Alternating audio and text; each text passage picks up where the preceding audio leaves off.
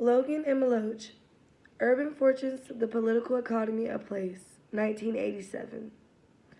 J.R. Logan and H.L. Molotch wrote a book in 1987 called Urban Fortunes, The Political Economy of Place. Urban Fortunes studies urban growth and change predominantly in the United States of America. The main purpose of this book is to identify the inequities and inequities within the development and governance of these communities. The authors explain how alliances are assembled and how they function through media and cultural institutions.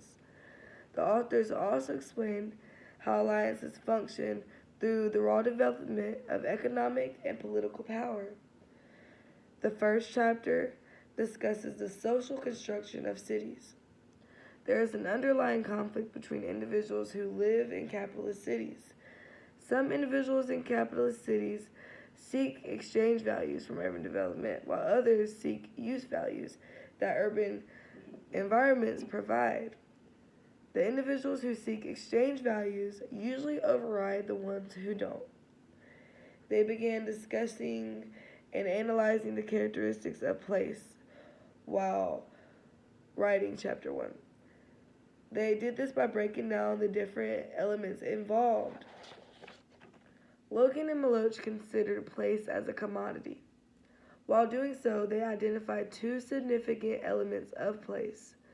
These two elements are called use values and exchange values. A use value is when one provides something for another person, and an exchange value is when that individual generates income out of what they just provided. According to the authors, these elements are causing conflict between people and the way they live. The second chapter discusses places as commodities. A commodity is something that can be bought and exchanged, creating value. The authors consider place as a unique commodity because a place is where all interactions occur. Places are created on land, unlike other commodities, and essentially impact life outcomes. The third chapter discusses the city as a growth machine. The authors determine what role the government plays in growth machine politics and discovers that this is a problem within society as well. Cities who have a stronger community have a higher growth rate because they are able to attract wealthy individuals. Politics play a huge part within the growth machine because the political party was actually used to implement transportation infrastructure, which ultimately increased the profit of civic leaders within the city. Factors of the growth machine include attempting to attract new industry, universities, politicians, organized labor, and the media. These factors were used to potentially improve transportation facilities, labor legislation, and government subsides.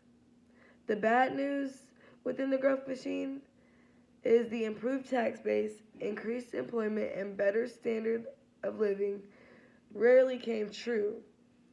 The final chapter discusses the continuing evolution of the placelessness of wealth. Places have features as headquarters, centers, etc. The growth machine doesn't necessarily focus on the shape of the places, but instead it focuses on the social and political purpose of the place. In my opinion, this book provides a tremendous amount of information regarding the growth and change within cities throughout America. I agree with Logan and Molotch when they refer to the use value and the exchange value. They believe that these two elements are corrupting the world in a sense, and I do too. You have to pay for literally everything nowadays. And I like to refer to the world I live in a dystopian society simply because it's weird. Like, money is the main thing. Money is what you have to quote unquote survive in this world. This can be an ongoing problem between individuals involved.